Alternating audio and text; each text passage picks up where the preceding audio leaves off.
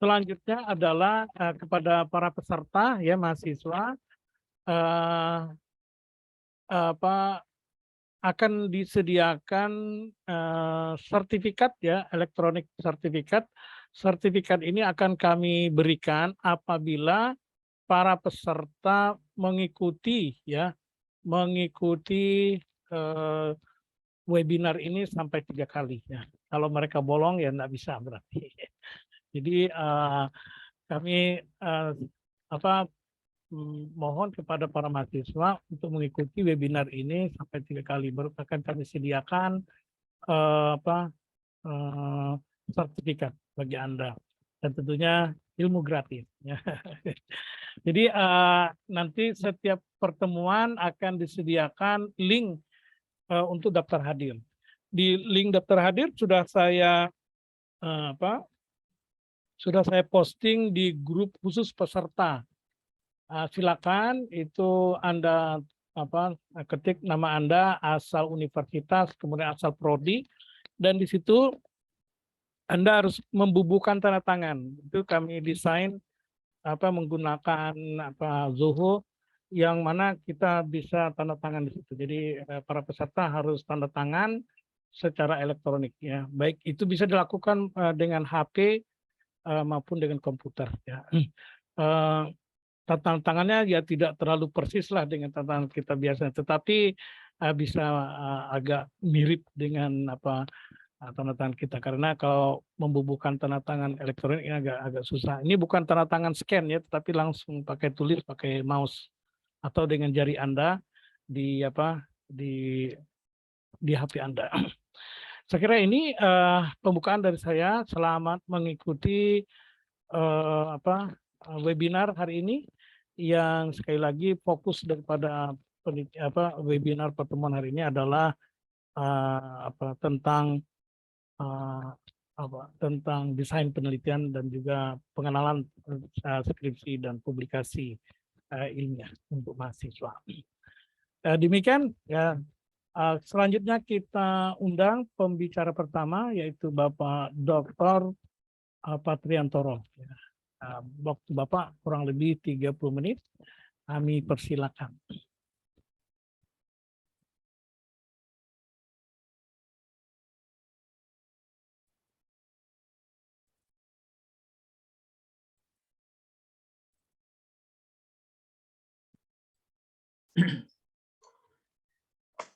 Assalamualaikum warahmatullahi wabarakatuh. Waalaikumsalam warahmatullahi wabarakatuh. Terima kasih pada beliau, Bapak Pure Salam Nicole PhD, sebagai dosen Untan sekaligus sekretaris jurusan ya di Prodi Pendidikan Bahasa dan Seni, selaku ketua panitia, dan pada beliau Bapak Sulaiman MPD dari IAIN Pontianak, kemudian pada Ibu Ira Mutiara MPD dari Politeknik Negeri Sambas, dan semua peserta webinar mulai dari Prodi Pendidikan Bahasa yang ada di Universitas Tanjung Pura, IAIN Pontianak, Politeknik Negeri Sambas, dan yang ikut hadir dalam kegiatan pada siang hari ini. Semoga semua peserta bersemangat untuk menggali, untuk mencari, untuk mendapatkan. Sebetulnya menulis skripsi itu gampang atau gampang. Jawabannya bukan itu sampai gampang dan gampang. Mengapa begitu? Karena menulis skripsi mulai dari proposal, apa yang mau kita teliti kan sudah ada di sekeliling kita, sudah ada di sekitar kita. Bisa mulai dari sekitar rumah, tetangga kita, bisa tetangga itu sekolahan, bisa tetangga itu orang yang memasak, ya, tetangga itu orang yang berbahasa dari beberapa kelompok suku, ya. Jadi satu contoh ini yang sedang ngetren di prodi pendidikan bahasa di FKIP Untan. Kalau semester-semester yang lalu mahasiswa sangat antusias meneliti peristilahan kegiatan tradisional, ya, mulai dari menangkap ikan secara tradisional, kemudian menjerat binatang secara tradisional, kemudian leksikon peristilahan yang digunakan di dalam kegiatan pertanian secara tradisional. Itu beberapa semester yang lalu. Nah, ini semester yang sekarang yang sedang ngetren itu adalah masakan tradisional di daerah tertentu. Jadi masakan tradisional. Nah, ini masakan tradisional bisa saja masakan yang memang ada di daerah itu pertama. Yang kedua, makanan yang biasa digunakan untuk perlengkapan sesaji atau panyengahan gitu ya. Jadi ada dua konsep. Ini kalau yang tertarik pada bahasa. Kalau ada orang dari Sambas, ada orang dari Mempawah, ada dari Seluas, dari Mandor, dari Kuburaya, itu juga bisa dijadikan judul. Misalnya Pak Urya Salam dari Sambas, saya dari Pontianak, ya, mungkin Bu Ira dari Sambas atau dari Tebas, Pak Sulaiman dari Pontianak misalnya, ya, tapi mungkin saja kalau Pak Sulaiman dari daerah mana aslinya Pak Sulaiman? Pontianak, Pak. Dari mana? Pontianak, Pak. Oh, Pontianak. Oke. Nah, ketika melihat kita beberapa berasal dari daerah yang berbeda, ternyata kita bisa membandingkan leksikon, ya, membandingkan kata-kata. Ada dua kemungkinan. Yang pertama adalah dengan membuat judul komparasi leksikon dalam bahasa.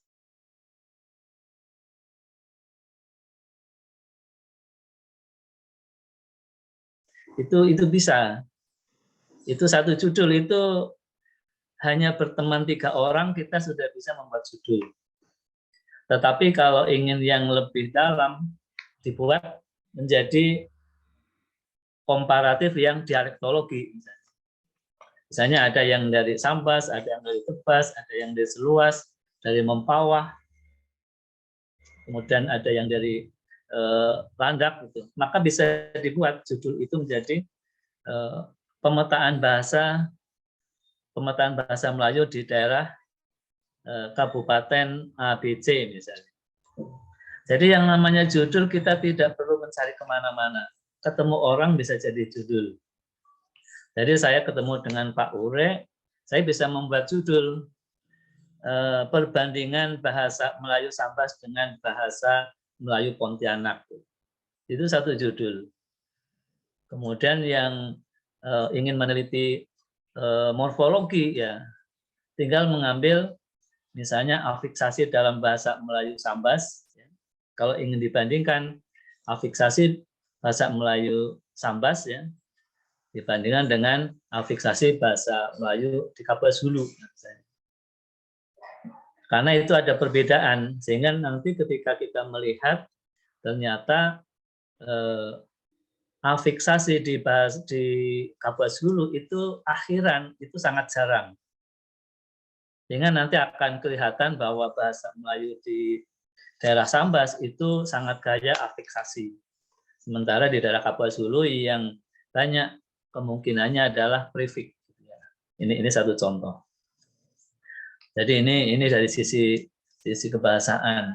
Bisa saja kita meneliti ada implikatur, ada, ya, kalau implikatur atau ilokusi dalam novel dan sebagainya gitu. Ada juga kita meneliti psikolinguistik misalnya ya.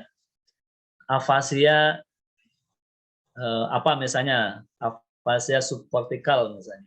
Jadi ada orang yang pernah jatuh dari motor, sakit, kepalanya terbentur sehingga ada sedikit kerusakan otak, itu nanti bisa saja di bagian tertentu dia tidak bisa mengingat. Itu studi kasus, nah misalnya itu bisa saja. Atau ada anak idiot, kemudian kita teliti kemampuan bahasa anak usia 5 tahun dalam tanda kurung, atau supaya agak keren sedikit 15 tahun dalam kurung anak idiot gitu ya, anak berkebutuhan khusus, kemampuannya seperti apa. Jadi semua hal itu bisa dilakukan. Sama juga dengan pengajaran bahasa ya, pengajaran bahasa Inggris dengan menggunakan pendekatan PPJL atau PBL atau yang lain gitu ya. Di sekitar kita, mulai dari kampus, mulai dari mata kuliah, itu saja sudah ada. Tinggal kita mau suka kemana. Demikian juga dengan sastra gitu ya. Kebetulan Bapak itu waktu S1 itu dari Fakultas Ilmu Bahasa di 11 Maret. Hanya saja dulu saya adalah dari SPG. Jadi ketika masuk FKIP tidak terkejut gitu ya. Karena memang basicnya pernah jadi dosen SD. Jadi dosen SD. Nah, itu pengalaman seperti itu gitu. Oke, jadi yang di bidang sastra bisa saja pengajaran sastra bisa, atau sastra murni. Misalnya analisis dari sisi struktur ya, struktur novel gitu ya. Atau dilihat dari sisi simbol gitu ya. Analisis semiotik misalnya. Ya kebetulan saya dulu juga suka teater gitu ya. Tapi orang di Pontianak sampai Pak Udi juga enggak tahu bahwa saya sebetulnya orang teater gitu ya. Karena biasanya mengajar kebahasaan, dari tahunnya orang bahasa gitu. Nah, ini mudah-mudahan dengan memberikan ini bagi yang semester 5 yang belum yakin terhadap judul proposal, mudah-mudahan menjadi yakin. Oke. Nah, ketika itu sudah, maka langkah selanjutnya adalah kita menentukan masalah. Ya. Kalau misalnya yang mudah, yang sedang saya kerjakan misalnya, saya membuat pemetaan bahasa Melayu di Sintang Raya gitu ya. Jadi bahasa Melayu yang di Kapuas Hulu, di Sintang, di Melawi, saya petakan dengan mengambil 12 titik pengamatan. Maka masalah yang ingin kita lakukan, yang akan kita paparkan itu apa itu? Yang pertama pasti deskripsi data itu ya, data leksikal. Yang kedua pasti kita akan meneliti jarak linguistik dalam persentase. Jadi seberapa banyak perbedaan antara titik pengamatan 1 dengan 2. Misalnya kalau di Sambas, karena saya adalah penelitian S3-nya adalah di bahasa Melayu di aliran Sungai Sambas dan Mempawah gitu ya. Dulu biasanya nginap di daerah lorong gitu ya, di sana banyak penginapan gitu, kalau di Sambas. Nah, ternyata kita bisa melihat kalau di sana ada kata leher itu tege gitu ya, atau tage gitu ya.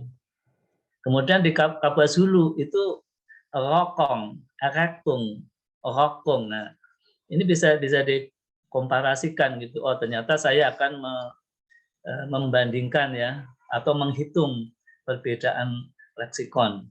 Nah, yang ketiga misalnya dibuat pemetaan. Yang keempat misalnya membuat berkas isoglos. Jadi kita dengan judul itu terserah kita mau masalahnya apa. Kalau masalahnya sudah, langkah selanjutnya adalah masalah 1 itu harus ada teorinya. Jadi kalau kita menghitung persentase jarak linguistik, berarti ada teori tentang persentase jarak linguistik. Kalau deskripsi, saya pikir itu tidak. Teorinya adalah ya berkaitan dengan dialektologi, ya geografi dialek dulu. Nah, setelah yang pertama geografi dialek atau dialektologi, berikutnya adalah masalah kedua ada penghitungan beda leksikon antar titik pengamatan, maka harus ada teori yang akan digunakan untuk itu di bagian berikutnya. Nah, kemudian di bagian ketiga, misalnya kita mau memetakan bahasa seperti apa, maka ada teori tentang pemetaan. Peta adalah apa? Pemetaan bahasa adalah apa? Kemudian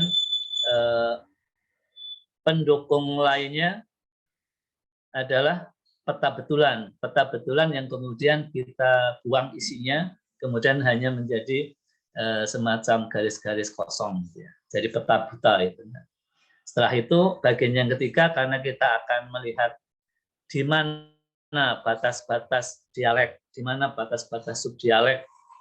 Misalnya kalau Bapak temukan ya, antara daerah Sambas dengan daerah Seluas itu agak beda. Karena daerah Seluas ternyata R-nya di sana tagar ya. Jadi di sana ada berape, tidak ada berape. Kalau berape berarti itu orang Sambas yang kerja di daerah Seluas. Oh, Bapak tahu ya, karena saya 2 tahun bolak-balik. Jadi untuk menyelesaikan disertasi itu 2 tahun bolak-balik di daerah aliran Sungai Sambas dan Mempawah. Jadi mandi di Sungai Kumba, Sungai Tanggi itu biasa gitu ya dulu karena musim kemarau itu. Oke, yang berikutnya kalau sudah kita langsung masuk ke metode. Nanti ada penjelasan mengenai metode yang akan disampaikan penelitian kualitatif dan kuantitatif oleh Bu Ira dan Pak Sulaiman ya. Tapi saya sampaikan sedikit di sini. Kalau saya menggunakan penelitian kedua-duanya, penelitian kuantitatif. Mengapa? Karena saya menghitung perbedaan setiap titik pengamatan. Jadi menggunakan hitungan angka. Diprosentasekan perbedaannya berapa persen. Kalau sekian persen nanti dianggap beda dialek, sekian persen dianggap beda subdialek, sekian persen dianggap perbedaan aksen atau bicara. Kalau sampai 81% itu dianggap beda bahasa. Makanya kalau saya ada 2 penelitian, kuantitatif dan kualitatif. Nah, perbedaan kualitatifnya misalnya mengapa di daerah Sambas ada di daerah O, misalnya di Teluk Kramat. Tak apo, siapo, nak kemoni gitu ya. Padahal kalau geser sedikit itu bahasanya tak ape-ape, siape, berape gitu ya. Di sinun, di situ, di siye misalnya. Nah, ini satu contoh gitu ya.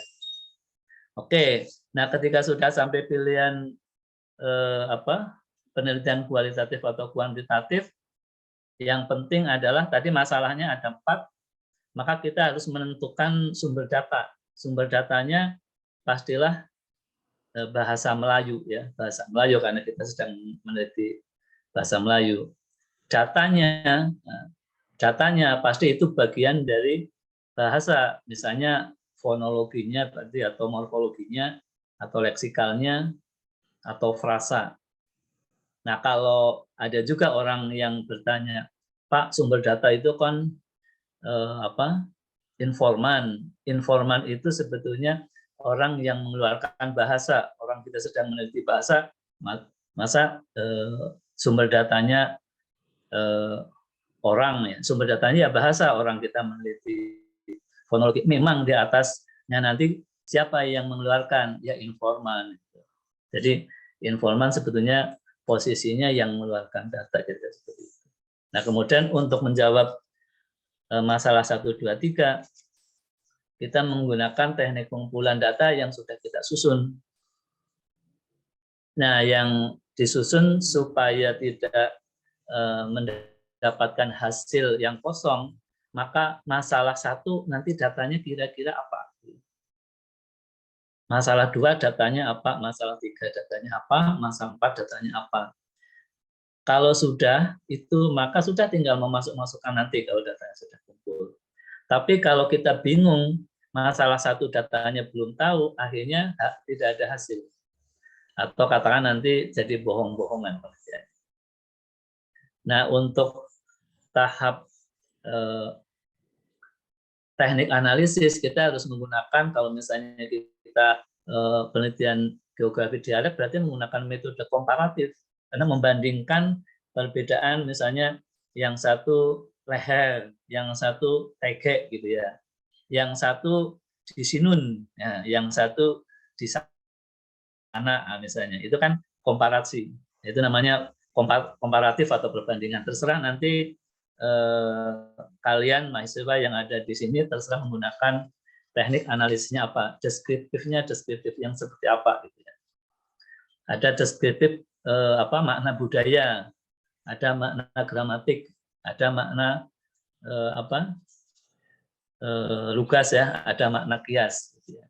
Ada implikator dan sebagainya, terserah. Nah, makanya ketika kita sebelum sampai pembahasan itu teknik analisis data harus ada dulu. Kalau tidak ada, bagaimana kita menganalisis data?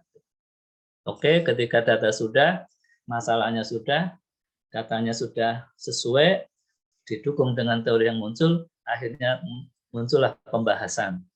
Ketika pembahasan sudah dimulai, seharusnya pembahasan itu berurutan sesuai dengan makalah, sesuai dengan masalah, gitu ya. Masalah satu deskripsi data, ya sudah kita tulis deskripsi datanya dulu. Kalau masalah duanya penghitungan perbedaan data, kita hitung dulu. Kemudian kita hitung sampai selesai. Kalau sudah selesai, yang jadi masalah berikutnya adalah simpulan. Ya. Simpulan itu harus sesuai dengan masalah. Kalau masalahnya ada 4, yang disimpulkan harus 4. Tidak boleh kurang, tidak boleh lebih. Jadi kalau ada di situ simpulan tentang jarak linguistik, ya di situ harus ada. Tentang pemetaan juga di situ harus ada. Tentang isoglos misalnya harus ada. Oke, anggap saja ini sudah selesai ya. Sudah selesai. Nah, kebetulan saya Pak Ure itu juga sedang meneliti. Hanya saja punya saya itu sudah selesai.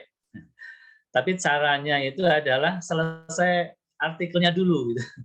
Kenapa? Kalau artikelnya dulu itu datanya nulisnya tidak kelamaan. Jadi datanya sudah disiapkan semua di situ, tapi supaya kita langsung punya hasil, maka kita buat kalimatnya pendek-pendek, kemudian dijadikan artikel. Kemudian baru setelah kita ada waktu, kita buat halo-halonya menjadi panjang.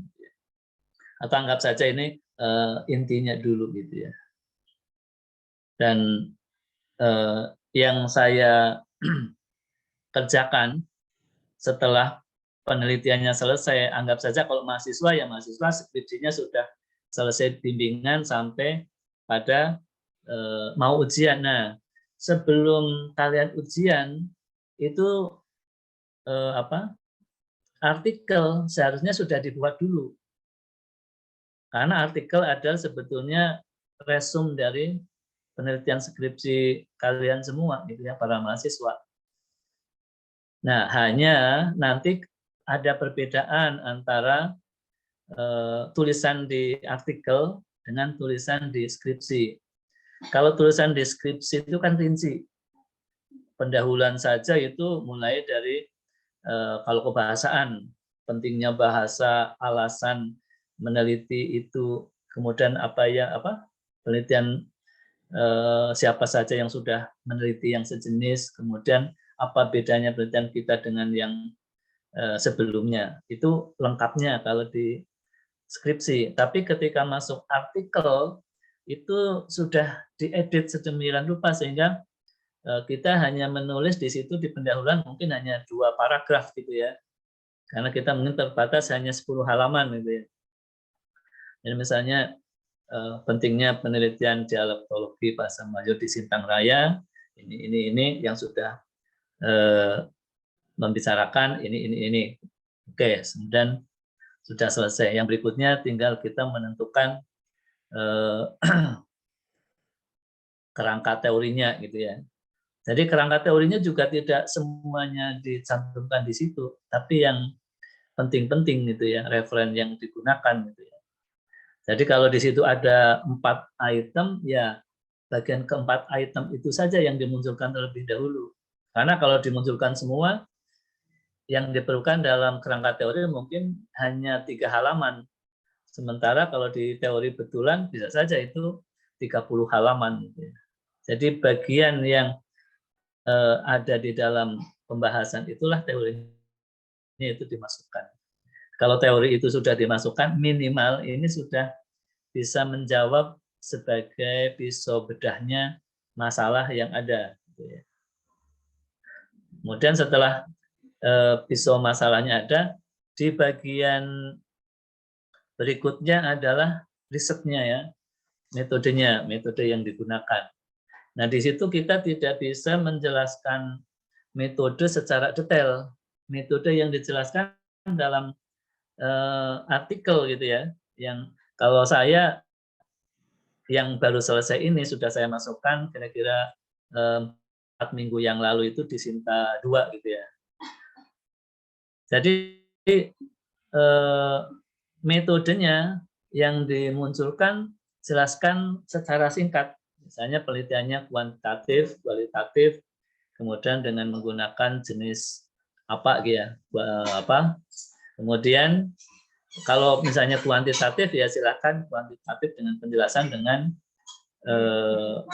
rumus apa gitu ya, atau formula apa gitu ya. Nah kalau sudah di situ menggunakan apa? Kalau kuantitatif biasanya sampel, ada sampel dan sebagainya.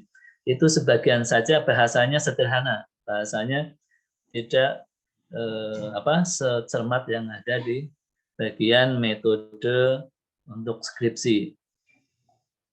Nah, kemudian di bagian finding ya, di bagian pembahasan. Nah, itu bagian pembahasan itu dijelaskan secara sederhana. Artinya kalaupun ada contoh, contohnya sedikit. Karena ini nanti terbatas, paling-paling isinya kan nanti hanya antara 5 sampai 7 halaman ya di bagian pembahasan. Kalau kita akan membuat 12 halaman gitu ya.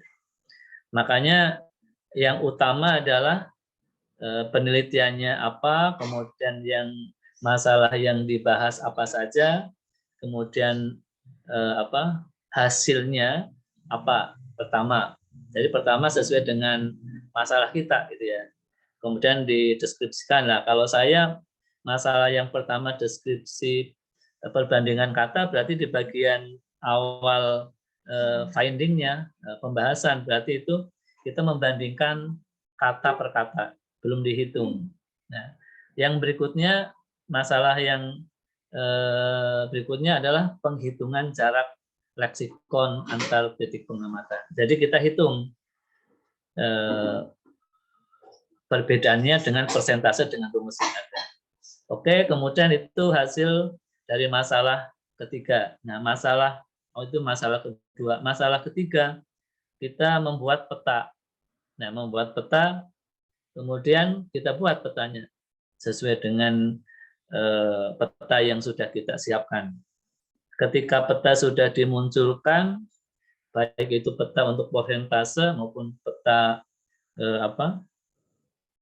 batas-batas wilayah yang dianggap beda dialek, beda subdialek, atau beda aksen, atau beda bahasa, maka masalah yang keempat misalnya membuat berkas isogloss untuk menentukan kalau yang perbedaannya beda dialek, pasti garisnya isoglossnya banyak. Isogloss itu garis yang abstrak yang memisahkan daerah A dengan daerah B karena perbedaan leksikon atau perbedaan kata, itu kira-kira seperti itu. Ini sebagai pembanding saja ya cara kerja, gitu ya. Supaya saya lebih mudah untuk memaparkan.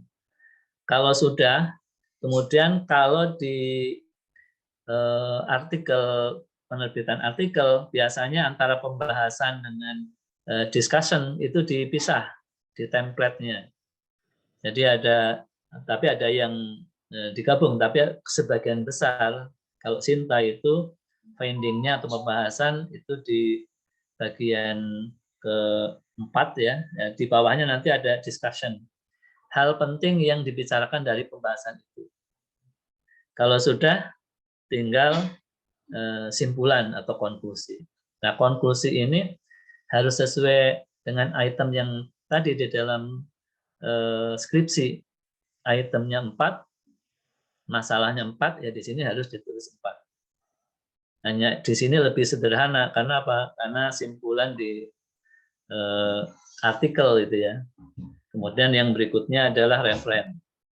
Nah, saya menyarankan kalau kita menggunakan referen, sebaiknya referen yang digunakan di dalam kutipan-kutipan sebelumnya itu harus ditampilkan, harus ada, wajibnya begitu. Kalau mau ditambah silahkan, tapi jangan sampai kita kutip buku atau mungkin artikel dari internet, ada kutipannya, tetapi di referen tidak ada. Nanti kita dikatakan sebagai plagiat gitu ya. Jadi sampai seperti itu. Nah, masih berapa menit Pak Ure? Mohon maaf ya Pak, tinggal 3 menit lagi. Oke. Jadi ketika sudah sampai ke referen, maka kita artikel kan sudah jadi. Maka kita tinggal mencari jurnal.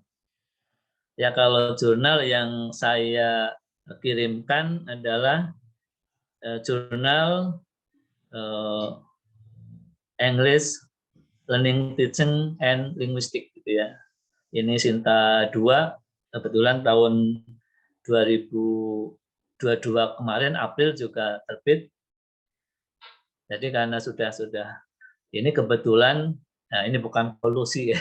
Kebetulan yang jadi reviewernya teman saya waktu S3, jadi teman yang minta gitu. Tolong Mas kirimkan artikel lah biar artikel jurnal saya ada isinya gitu. Nah, ini kalau sudah terbiasa agak mudah, kalau yang belum ya harus mencari. Jadi kalau kita mau mengirim artikel biar diterima, minimal kita harus menyesuaikan permintaannya. Kalau template-nya misalnya ya, template-nya abstraknya harus maksimal 250 kata. Kita harus ikuti 250 kata. Kalau tidak, nanti oleh reviewer pasti akan dicoret dan disuruh perbaiki. Jadi kalau template-nya ada introduction, silahkan masukkan. Ada literatur itu kita masukkan. Kemudian ada metode risetnya atau research method itu kita masukkan juga. Jangan sampai kita membuat 4 item, kemudian di situ ada 5 item. Maka kita yang harus menyesuaikan. Jangan jurnal yang disuruh menyesuaikan kita. Kalau tidak mengikuti, peluangnya tidak diterima. Jadi itu rahasianya supaya kita menerbitkan artikel di jurnal yang punya reputasi ya. Sinta, nah kalau mau bertanya yang Scopus itu Pak Ure gitu ya. Nah Pak Ure punya yang Scopus itu ya. Jadi kalau saya pengalamannya masih di Sinta ya. Jadi Sinta 2 lumayan, kalau golongan 4A tidak punya Sinta 2 tidak bisa naik ke golongan 4 gitu ya. Nah, itu mungkin untuk Bu Ira, Pak Sulaiman pasti nanti akan lebih piawe karena jari jemarinya orang muda, beda dengan saya sama Pak Ure. Mau menggunakan ini pindah kursor saja, kalau yang ada di laptop, Bapak itu maunya ngeklik A, yang kepencet malah C, akhirnya tidak karuan. Jadi harus pakai mouse gitu, maklum. Ini sudah sudah generasi 66, generasi 66. Kalau Bapak Ibu itu mungkin generasi 90-an lah gitu ya, generasi yang masih muda. Oke, mudah-mudahan itu yang bisa saya sampaikan dan memberikan semangat atau memberikan motivasi bahwa menulis itu mudah, dan terutama untuk mahasiswa-mahasiswa Bapak akan Bapak tunggu gitu ya, karena kelihatannya dari kelas FK Untan banyak gitu ya. Oke, terima kasih Pak Dr. Ure Salam. Baik, terima kasih Pak Dr. Patriantoro, MPD, yang telah memberikan penyegaran kepada kita ya, para mahasiswa, untuk segera menyelesaikan skripsi atau kemudian menulis artikel dari skripsi. Dan bagaimana tadi juga Pak Triantoro sudah juga bercerita menjelaskan tentang bagaimana kita mencari judul atau judul-judul yang sebenarnya mungkin terjadi keseharian kita, tapi itu bisa dijadikan judul fokus penelitian kita. Sekali lagi kita ucapkan terima kasih kepada Bapak Dr. Pak Triantoro yang telah bergabung bersama kita. Kita kasih aplaus di rumah masing-masing ya. Terima kasih Pak Triantoro. Terima kasih Pak Ure. Ya. Selanjutnya kita akan lanjut ke pemateri berikutnya.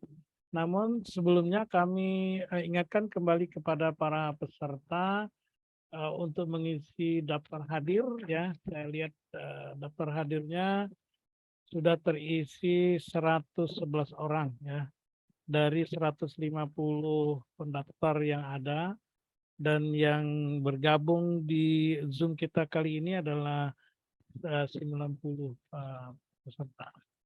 Baik, selanjutnya kita sambut ya, Ibu Ira Mutiara Ningrum, MPD. Beliau seperti yang saya katakan tadi adalah dosen Politeknik Negeri Sambas ya, yang akan menyampaikan desain penelitian kuantitatif. Nah, silakan Bu Ira ya, waktunya kurang lebih 30 menit. Terima kasih banyak Pak Ure Salam MK PhD, dan terima kasih banyak Pak Dr. Pak Triantoro, sangat motivasional sekali tadi bahwasannya penelitian itu mudah dan judul itu bisa dicari dimanapun juga. Benar ya ini ya, dimanapun kita berada kita bisa dapat judul, selalu jadi inspirasi. Tapi bagaimanakah cara mengolahnya? Bagaimanakah supaya sampai ke judul? Nah, insya Allah semoga webinar series ini bisa menjawab pertanyaan kita dan teman-teman di sini, bagaimana cara merumuskan judul yang baik. Bismillahirrahmanirrahim. Assalamualaikum warahmatullahi wabarakatuh. Waalaikumsalam warahmatullahi wabarakatuh. Perkenalkan, saya Ira Mutiara Ningrum, mengajar di Sambas, tapi sekarang sedang melanjutkan studi di Universitas Negeri Semarang. Disclaimer dulu sebelum saya memulai materi ini, sesungguhnya saya bukan ahli kuantitatif, cuma kebetulan tesis saya waktu itu di Universitas Negeri Malang mengenai COSA eksperimen, jadi sedikit pernah ke arah sana ya, ke arah kuantitatif, dan sekarang mencoba untuk sharing dengan teman-teman di sini mengenai dua penelitian saja, eksperimen dan kualitatif dan correlational. Karena sebenarnya penelitian kuantitatif ini kan banyak ya, sudah banyak lalu terpecah-pecah lagi. Makin banyak variabel, makin banyak hipotesis, makin rumit analisis datanya. Tapi karena ini untuk pemula, introduction to quantitative research, introduction saja, jadi kita hanya akan menyempitkan ke penelitian eksperimen. Mungkin kita boleh ambil foto dulu sebentar ya, Pak Ura ya. Untuk teman-teman boleh dihidupkan kameranya, kita foto dulu sebentar, mumpung masih segar ya. Betul. Nanti habis kuantitatif belum tentu segar.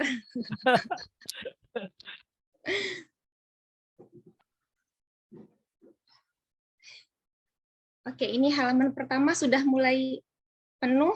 Halaman pertama ya. Oke, semuanya say cheese. Cheese. Oke, sekarang halaman kedua. Oke, halaman kedua belum penuh ya. Mohon dibuka videonya. Masih connecting. Ya, hampir penuh halaman kedua. Oke, say cheese. Cheese. Oke, halaman ketiga sepertinya masih kosong ini, Pak. Masih belum menyalakan kamera. Oke, saya izin share screen dahulu ya.